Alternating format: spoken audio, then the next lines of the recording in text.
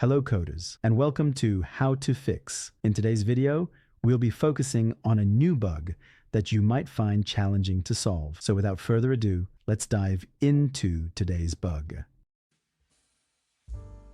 Let's start by executing code 1 to stimulate the error and watch the result.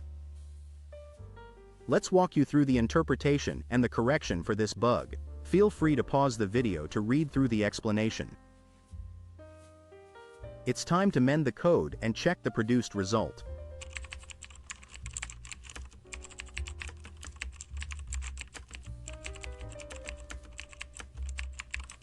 And just like that, the code is running smoothly and our output is on point. The bug has been squashed. We've reached the end of today's episode. If you found this video informative, please hit the like button and subscribe to our channel for more coding solution videos. Stay passionate, never stop learning, and enjoy your coding journey.